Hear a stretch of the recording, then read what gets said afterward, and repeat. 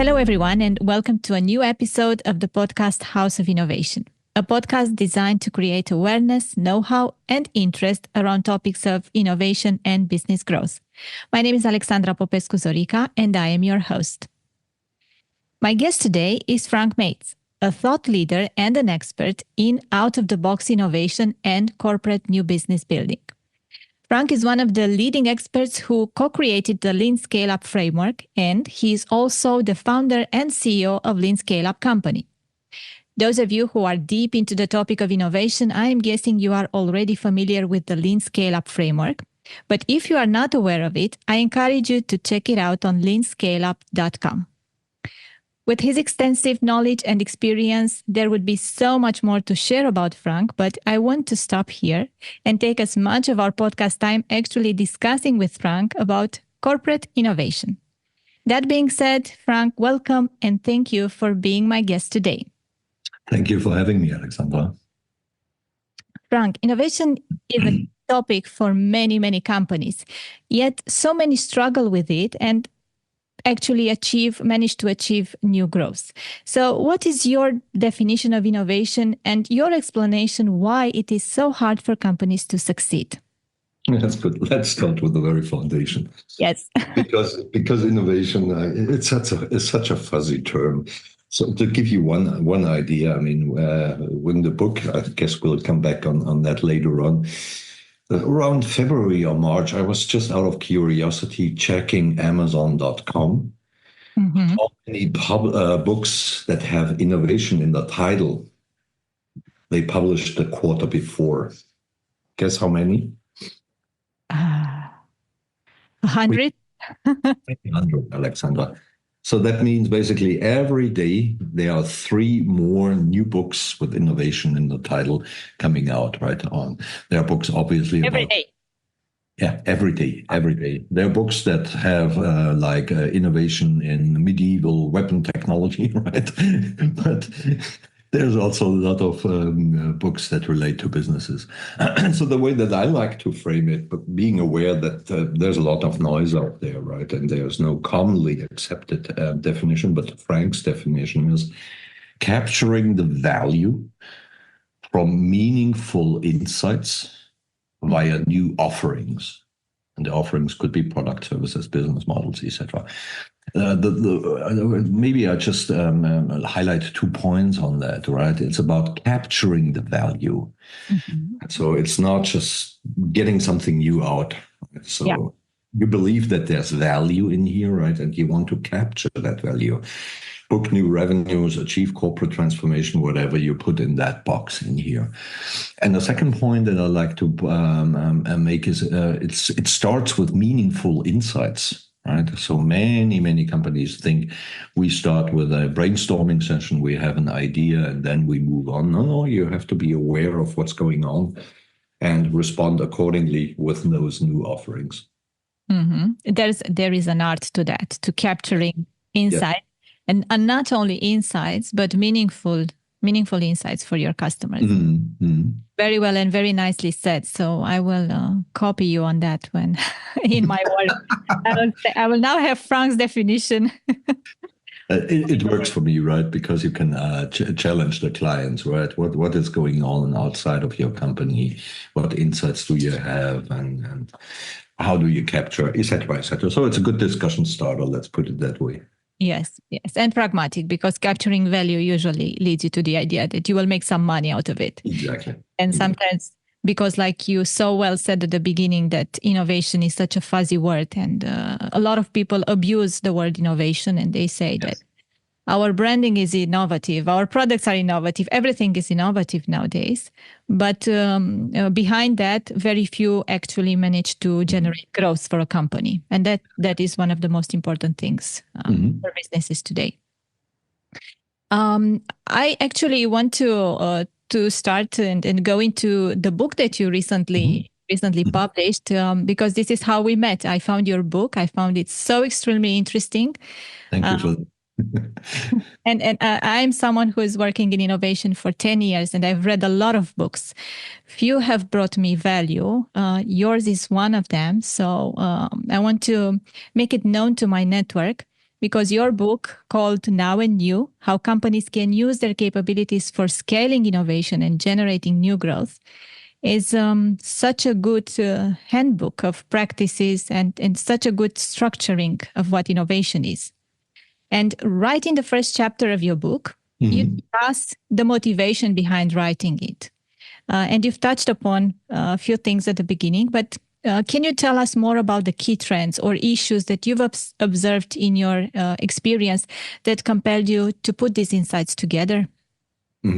So let's turn the clock back into Frank's past, right, to elicit the point. So in 2010, I started in a space that is nowadays called open innovation, right? Connecting companies with startups, with other companies, with universities to solve technical challenges. Fast forward to 2017. There's something interesting happened within just a few weeks. 5 or 6 of my companies said, Frank, you're doing great work. We like you, all good and fine. But our real problem is not in the early stage of innovation, getting more ideas. We do have more ideas that we can ever implement, and we get more ideas by the day, right? So that's not really the problem.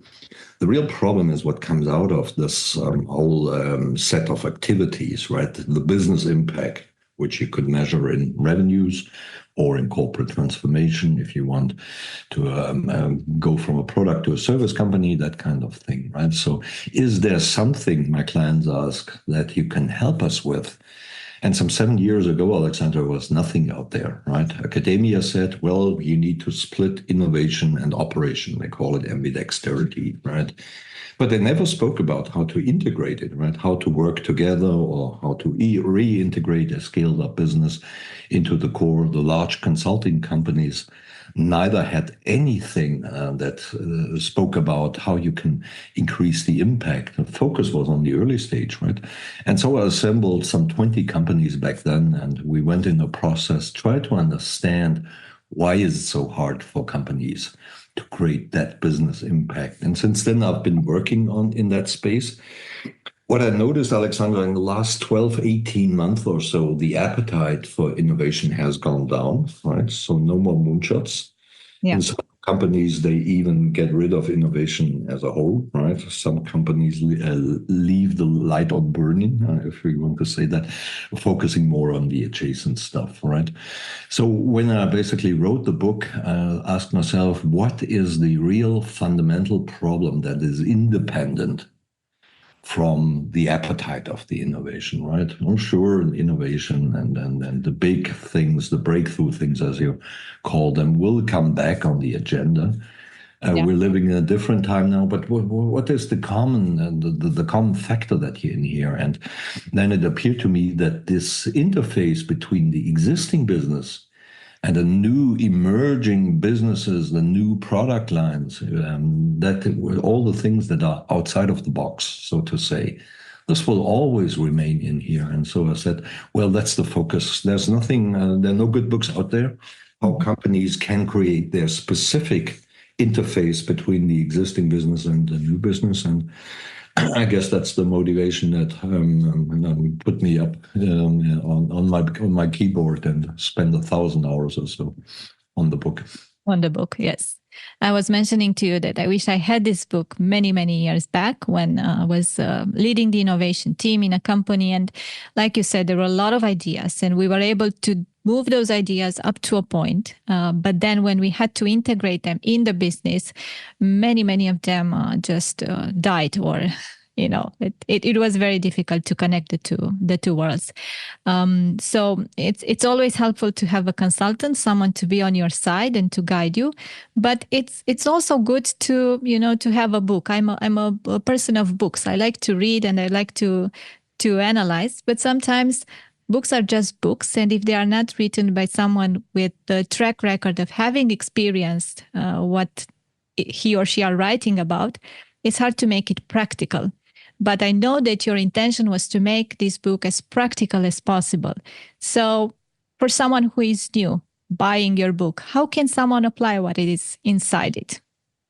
I hope he or she can apply a lot in here. Maybe if it's fine for you, take a half step back to explain the general thesis. The general thesis is that many companies say innovation doesn't work because it doesn't scale, right? So you have the innovation centers or the R&D departments, and they're doing their work, right? They're putting the post-its on the wall and get in the lab and try to create new products, right? But they never scale. They do not become new products line, new businesses, etc. And what I found out and have refined over the years is that the fundamental problem is that every company, Alexander, every company has two value creation systems under one corporate roof. The first system is the day-to-day business. I call it now. Right? So typically, this is where 99% of the people work in. Right? They do their job, they do the selling, do the procurement, do the financial controlling, do the HR stuff, everything that you need for a running company. And then the smaller part is the new system, right? The people looking for those, some people call it the blue oceans, right? Where there's little competition, new value pools, etc., etc. But it turns out that these two systems are incompatible, right? They work on different mindsets, paradigms, if you will, short-term process-driven on the one side, long-term agile on the other side. You have different people in here. The attitude towards risk is completely incompatible, etc. And so what I have done with more than 100 people in that co-creation process is to say, how can we structure and make it actionable the many, many aspects that you need to have in place, right? You need to have the right people. You need to think about funding, the structure. How do you do the validation? Da, da, da, da, da. There's tons of stuff. So what we ended with is to say, we do have 12 modules. Mm-hmm. Depending on your persona, you only need a subset, right? 2, 3, 4, depending on which part you play in innovation. But you do have a coherent system. Mm-hmm. Right? Like when a company is using an ERP system, right? The salespeople work in the sales module, the purchasing people in the materials management module, but it's one platform.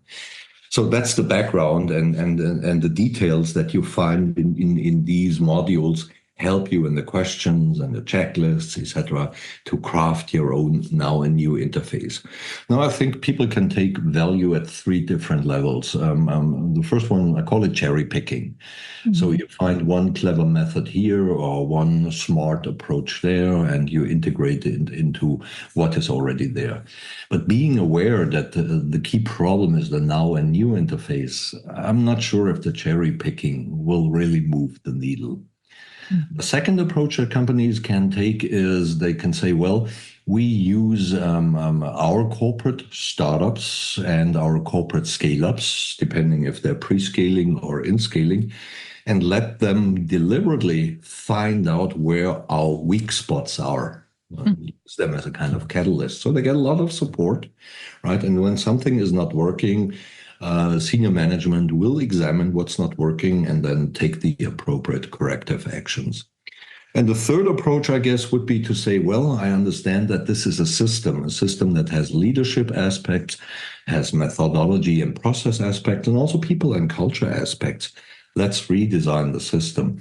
And one of my clients, there's also a case study in the book, maybe we'll come on that also later, how they did it, make it very visually. Exactly. You typically start in one corner. You do not work on 12 modules from day one. So my client was is still heading the business model incubator of Amadeus, a travel tech company, right? And we started working with the corporate startups, how we can measure the progress. Then said, now it's time for that transitioning to scaling up module. Then we turn to the governance module, etc., etc. Mm-hmm. Very nice. Well, I still want to keep a lot of the suspense from the book, so people will read it. But what I would add is that the language is so accessible. Even if you have a lot of experience in innovation, or if you're just at the beginning, the way that the book is written, it's making the information accessible no matter how experienced you are with innovation. And I think that this is another key takeaway for our listeners, because some of the books that I've read were too technical, or others, were too light. but I think it's quite right. And like you said, you can go from picking stuffs that you are interested in, or you can go full and to see how the book is helping you from the governance model up to executing and scaling. You've mentioned about the ambidexterity, and together with this word, I'm thinking about another word, and we talk a lot about the VUCA world of today that you also mention in the book. And this VUCA world is putting significant pressure on organizations to continuously adapt and innovate. That comes maybe in contradiction to what we've discussed earlier, that's innovation is contracting in many organizations. So I see that while companies are quite good at executing in a predictable environment, this is how they've responded so far. When it comes to an uncertain future, most often they fail to launch breakthrough products or services. And not only that, but we also meet and discuss with leaders, and we see that they are rather pushing the buttons of cost reduction and becoming even more efficient than aiming for something new.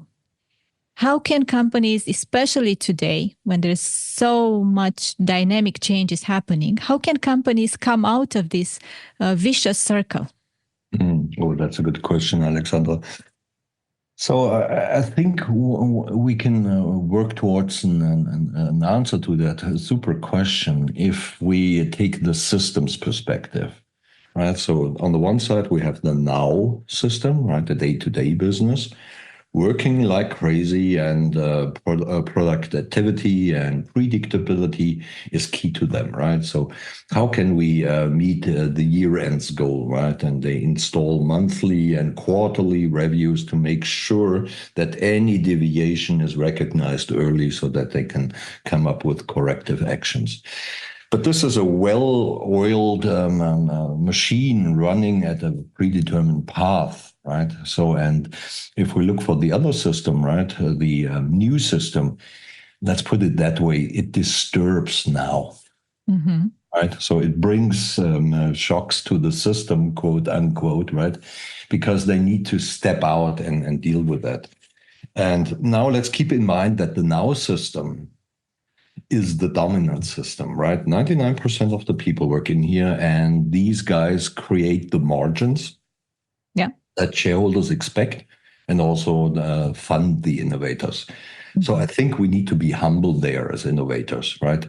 And the problem or the challenge is not that these people in the now system are stupid. No, they're technical experts, superb process engineers, excellent marketing persons. They know how to sell stuff. They are familiar with global sourcing markets, etc., etc., etc. They know that stuff, right? But they are eye-shaped people with typically a deep functional expertise. So if we puzzle this together, Alexandra, I would say two things. The major headline is innovators need to make their innovation digestible. For that now system, which has only a limited bandwidth to look to the left and to look to the right. Right? People are working like crazy, and they're short-term focused, etc., running at high speed. So it's hard for them to break out of the mold. Right? It's like a canyon that has carved its into the bedrock in here. So we need to make it digestible. Let me tell you a story, true story. I was working with a large automotive company, right? And they had a big vision 8 years down the road, right? They wanted to turn from a product company to a service company. Now, guess what? How much the now system was touched by that 8-year vision? Zero. Okay. Zero. It's too long, right? They're working on months, on quarters and years, but not in 8 years, right? That's not their focus. So one of the things that we did is we broke down the big 8-year ambition into slices, 12-month slices, 18-month slices that could be worked into the goal systems of the relevant corporate functions, because this is key. We need to ensure that there's a common interest. Right? So that the functions, the corporate functions or the operative units, meaning, for instance, the European sales organization, or the global purchasing department understands what they need to do exactly to support that innovation ambition, and having that codified in their goals so that they see the value of supporting it. Yeah, so road mapping is one of the things. So another answer to that question that you raised, Alexander, might be, I call it the innovation mandate. Mm-hmm. There's so much fuzziness in which companies treat innovation, right? So do the good things, and then if you find something, we'll discuss it, and maybe we even inject more money and make it scalable, etc. That kind of things. But it's not quite clear, for instance, what innovations they should look for and what innovations they should not look for. Coming back to the automotive company that I just mentioned, they found an interesting business model innovation, but it turns out the customers for this business model innovation would be the customers of today's customers. So in other words, they would have a huge sales channel conflict, which stalled all discussion. Should we move on? Should we not move on? And part of that innovation mandate, not only saying where should we play and these kind of things, would also be to say we need a budget that is always there, period. Because it's about future-proofing the company. Yeah. Right? It's about to make sure, and we can think of the things that the innovators generate as options for the future. Right. So a company is well advised to always have options for the future, in particular when the environment is so dramatic. So I would rather say, in order to not fall into some strange situations like you have an idea, but you do not have the money to scale it up, which means all the work that you did up so far was basically for the trash can. Let's put it that way. Wasted, yes. So have a floor level of budget that will always be there, right? And this could be small, right? And if the environment is great and the budget is business is doing well, it could be larger, but you never go down below that floor, period. Yes. Maybe that would be two pieces of advice. Okay. And maybe a third one, I'm thinking now that it's difficult to not to scale. It's difficult to start and talk about innovation if you don't have leader support, the leadership support. Yes. And a lot of time, a company's agility falls into a leader's vision and ambition. Sometimes it's really just the CEO, depending on how the company is structured, or it can be a board. But it's about that. If you don't have top support, it's very difficult to innovate. Yes. And some leaders sometimes prefer not to shake things up, especially if they are still working. And innovation becomes this measure of how high is a leader's need or desire to act. And when we meet with leaders, we also realize that they need advice and they need to talk about innovation to understand it. And you have a lot of experience talking with, let's say, more open leaders or more tough leaders when it comes to innovation. How do you help them? How do you help someone in a leadership position do this analysis about innovation, the importance of innovation for his organization, and do this internal reflection and actually start something significant in this area?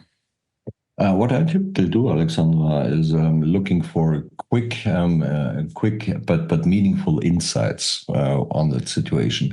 So a litmus test, if you will, right?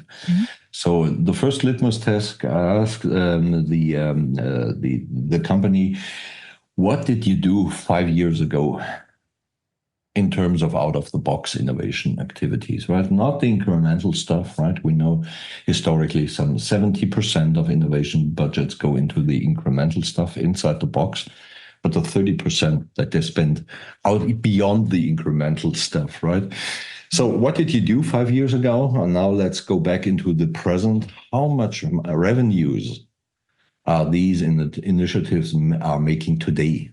Right? Because they should create some money, right? And typically you find that companies earn cents on the dollar that they spent 5 years ago. So the return on innovation, if you will, is poor. So if you say we need to adapt, the world is moving, right? This figure gives you an insight. It's not going well.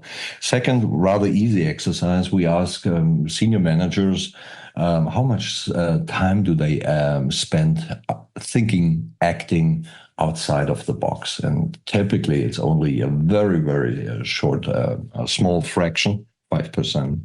10%, 20% max 1 day per week, which would be good. But it's below that, right? So that also opens, I guess, in some situations, open the eyes. Hey, we're only thinking about the present. We're not thinking about the future at all.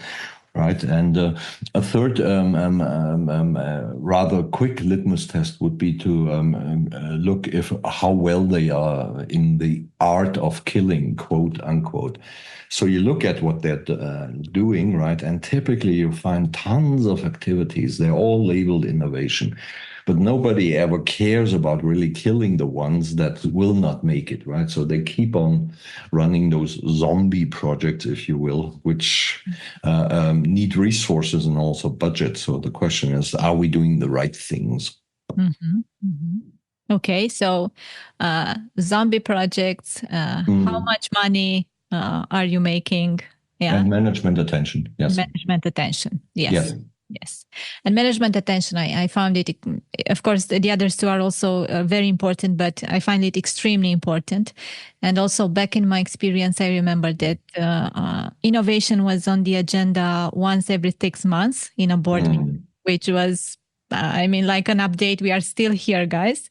Yeah, yeah. And I think a breakthrough success before I left the company was to actually get innovation on a monthly agenda.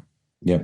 To get it on update and which is good, Alexandra, but we have to keep in mind, and I'm sure you experience that as well, these people that you're talking to, your stakeholders, they know the existing, they know the now, right? They made their career there, right? They can tell you tons of stuff about the processes, etc. Probably better than you and I ever know, right? But they're not in the new, right? So if you come up with new technologies like AI or blockchain or that kind of stuff, this is new to them. And they struggle. So we need to make it digestible. Yes. It's a learning process for them. Yes. So you killed me with the title in your book. Because okay. I was and still am such a big fan. You say lean startup is not enough. Yeah. I'm a product of lean startup. But I understand where it's coming from. But I would like you to explain a little bit to people listening to us why lean startup not enough to scale up something. It's not only Alexandra. I would even go further, and I'm well aware that this is a kind of controversial thesis, but it's a good debate, I guess. So first observation is in basically almost all companies that I work with, when we start working the frameworks that they have in place, the chevrons, the stages on how they drive it, that traces back to the lean startup, right? So you find a lot of innovation jargon. By the way, this jargon is not understood by the stakeholders, like problem solution fit and product market fit and traction and pirate metrics. You name it, right? But let's go back to the core, which is lean startup. Well, the point is the lean startup philosophy says you need to create a product that people love, and then you create a new business on it. But this is not how corporate ticks. Corporate is interested in revenues and margins, and obviously you need the products that generate these revenues and the margins. But it's not that product-driven approach, right? So even Stephen Blank, the father of the lean startup movement, makes it very clear that lean startup was designed for what I call greenfield startups, right? You and me, Alexandra, having great idea. We speak to a couple of venture capitalists, collect some money, and off we go, right? Yeah. But this is not the corporate context. This is completely different. And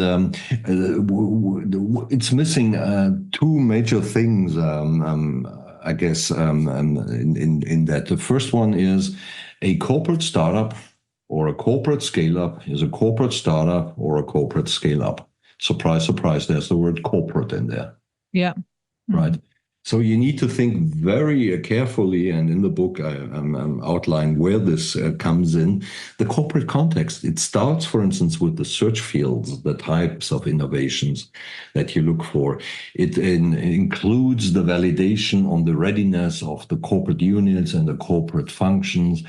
It goes on aligning on how to scale up together with the corporate functions, and then how to collaborate during scaling up. So contextuality is one big thing.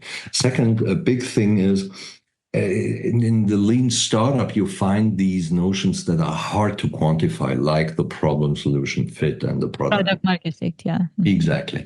So, but corporate now likes to think short term, likes to see progress, right, and judge on if activity should be continued or changed in here. So the whole concept of monitoring, measuring progress also needs to be worked in.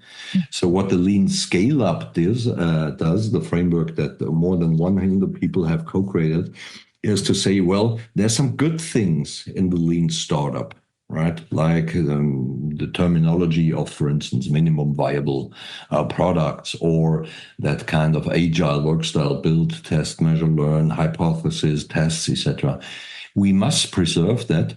But at the same time, we must make sure that it fits into the corporate thinking, if you will, the mental, the mindset that these stakeholders have. And hence, this is what the lean scale up is an extension of the lean startup into scaling up on the one side and into the corporate context on the other side. Okay. Yes, indeed. And it's always a matter of adaptation to each company and each context. But indeed, taking out corporate from the equation and only considering ourselves internal startups is not very helpful in convincing people to give us money for a longer period of time without being able to guarantee a certain result. Exactly, but at some point you reach the end of what you can do, right? And this is when it should be scaled, but you'll meet the now system unprepared. Yes, they do not understand, they didn't buy in, etc. And that's why many companies achieve minimum viable product, proof of concept. There's a lot of technology out there. That's not the problem. But only 1 out of 10 companies or so get a product to market, and only 1 out of 30 companies creates a $50 million business. These are the stats. So 29 out of 30 attempts do not create a significant new business. Yes.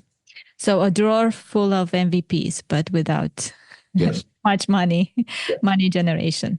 Yeah. I know you work with a lot of companies, and I'm sure you have successful examples to share with companies that manage to scale ideas. Yes. As much as you can dive into it, of course, there might be some secrecy there. Could you please share with us an example of a good innovation execution that you are proud of from your customer work? Yes, I can do. I mean, in the book, you find quite a number of case studies. And one of them is several of them, but one of them that I did with my clients is with Amadeus, the travel tech company. Just to give you the background, whenever you fly, chances are 99 to 100% that your flight ticket is processed by Amadeus and everything that comes along with that, right? So that you can sign in with your QR code to get admittance to the security check, and then at the boarding gate, etc. That's what Amadeus does. So we started some 4 or 5 years ago, right? As I mentioned already earlier, my client was the head of the business model incubators. And the original question was, Frank, we've now been working here a couple of years. We think we have found product market fit, right? Some minutes ago, right? Yes. Do you think that these corporate startups that we have are ready to be scaled, and what would be the next step, right?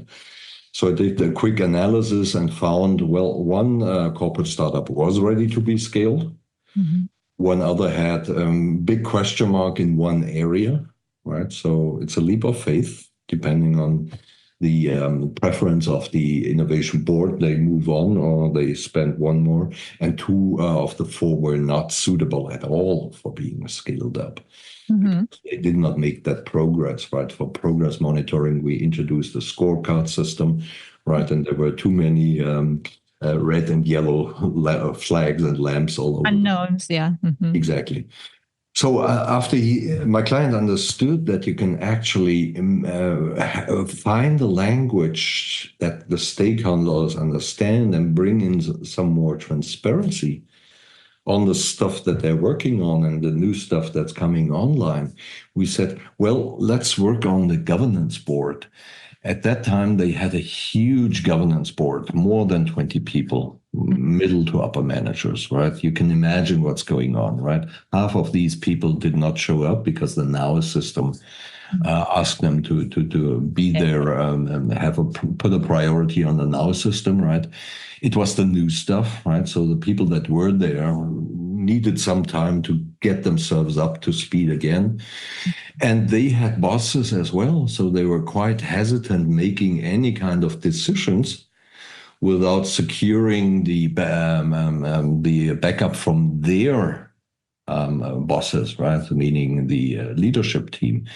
So it was a kind of very inefficient situation. And what we did using the transparency that we had is we redesigned the innovation board, right? So if you look at the innovation board at Amadeus now, has 5 people, out of which 4 are members of the executive board.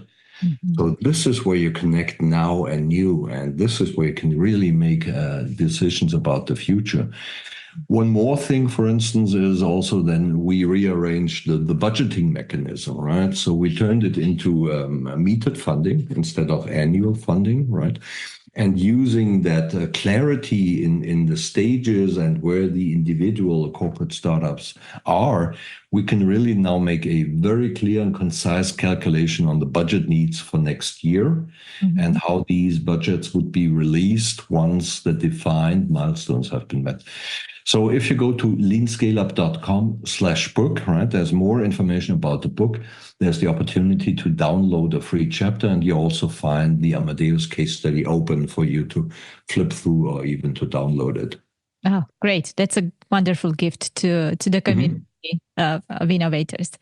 Frank, we are getting close to the end of our episode. I have a promise to the people listening that each episode will be about 30 minutes as the time to commute from home to work. We are all so busy today. And I'm sure we could have spent so much more time on that, but we'll take it for other episodes.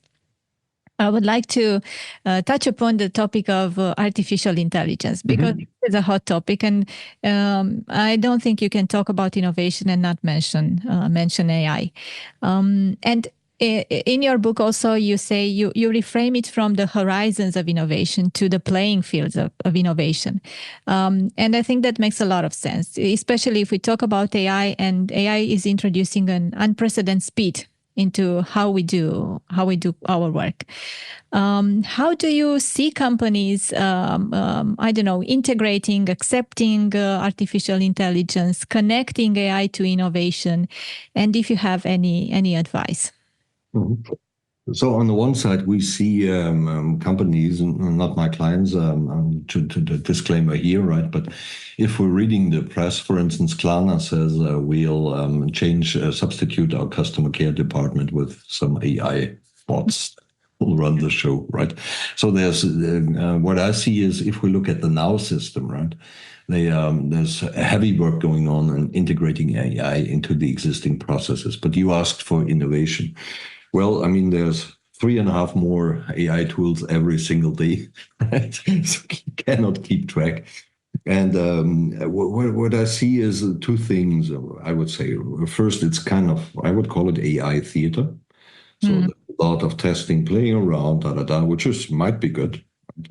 Maybe it's we should take a more problem-driven approach, right? What problem are we really going to solve? What is our hypothesis, etc.? Every innovator. And the second piece is if we look upon where this AI plays out, it's typically in the early stages, right? Can you create more ideas on, right? And here's an ideal customer profile. What should be the value proposition, etc. My comment on that is, Alexander, first of all, it's for me, it's too mechanistic. So it seems to me we're losing the art of putting ourselves into the customer's shoes, right? Having those in-depth conversations, find a problem that really needs to be solved, where there is willingness to pay, right? And working with a potential customer that to overcome the barriers for that innovation, etc. So it's kind of more of the same. It's that it's in the early stages, and the question is dear to my heart. So how should now and you work together? That's not addressed by the AI tools. So it's an enabler, yes, could be helpful, but with a grain of salt. I would advise every innovator. These are hypotheses. We need to test them. Okay. Well, the story of AI is just starting, so see how things are moving. But I do agree that we should not let go of the personal interaction that we have with our customers and really understand. I think there is this human connection, human to human, that at least for now AI cannot replace. And that's giving us insights into the customer's problems, their pains, their needs. Yes. It's how you can truly build something useful for them, create value, yes, from the meaningful insights, like you mentioned at the beginning, definition. So, Frank, thank you so much for taking this time to be with me. It's my pleasure. My pleasure. It's a very valuable episode of the podcast House of Innovation. It's bringing a lot of know-how and a fresh perspective on scaling innovation in a corporate setting. And I invite my listeners to follow you. I will share all the details about where they can find you in our podcast description. And hopefully I will have you again as my guest to talk about the other chapters in your book. Would love to do so. Thank you, Alexandra. Thank you, Frank.